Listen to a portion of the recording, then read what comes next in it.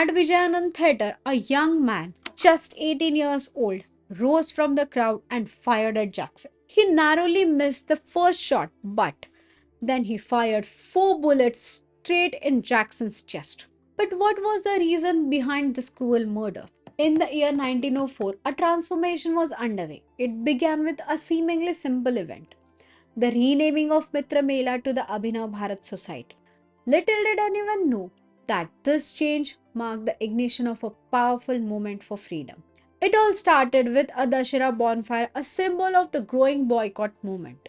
As Abhinav Bharat's influence expanded beyond the borders of Maharashtra, a remarkable opportunity came knocking at the doors of Veer Savarkar. With the recommendations of great leaders like Lokmanya Tilak and S.M. Paranspe, he earned a scholarship to study law in England by Shamji Krishna Varma.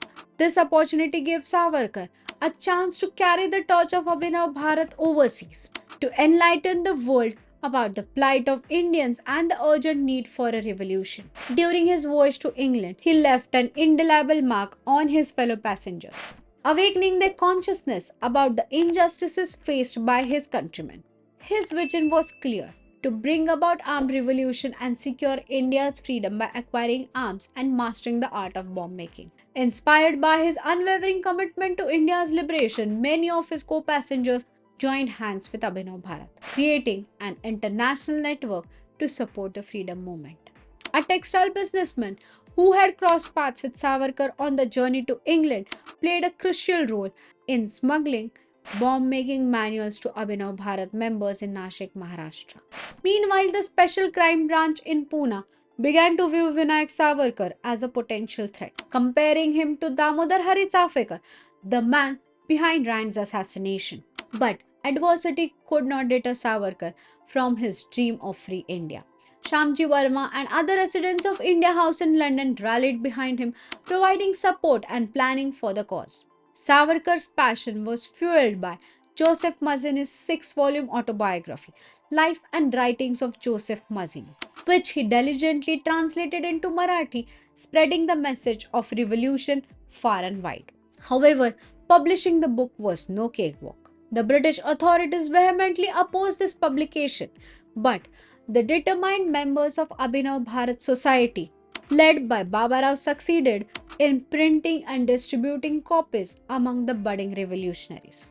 It wasn't long before the first edition sold out, making the book a sensation among the youth aspiring for freedom. Savarkar, an influential figure among the young revolutionaries, was adamant that Abhinav Bharat members should gain experience in warfare.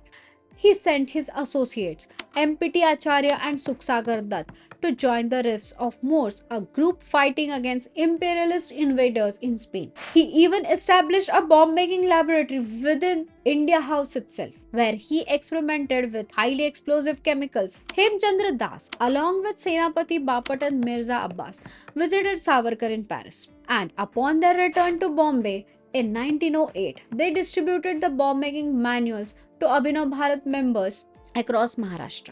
Bomb manuals were sent with Hemchandra Das of Anushilin Samiti in Bengal. This led to the infamous Maniktala bomb conspiracy, also known as Alipur bomb case.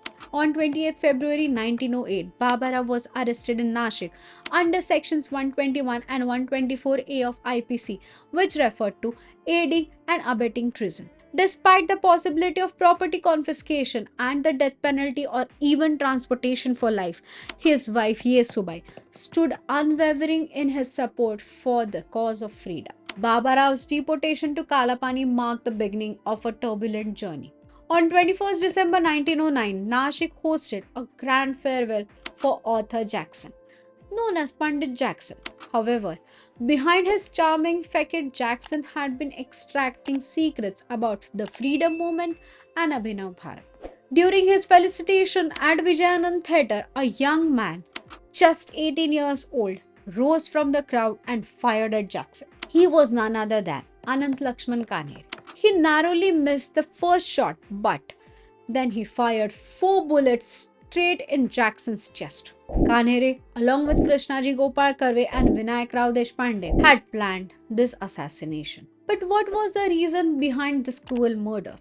Pandit Jackson had played a role in transferring a British police officer who had unjustly killed an Indian peasant. He also arrested young men for chanting Vande Mataram, labeling them anti-national. He had been instrumental even in Babarao Savarkar's arrest. All three men involved in Jackson's murder were tried and executed. But the British government did not stop there. They launched a relentless pursuit of Vinayak Savarkar. Detectives and police officers trailed him in England, leading to his arrest on 13th March 1910 on various charges, including planning Jackson's murder. Savarkar was transported to infamous cellular jail on the Andaman and Nicobar Islands, known as Kalapani. Stay tuned to discover the hardships and cruelty faced by the two Savarkar brothers in our upcoming videos.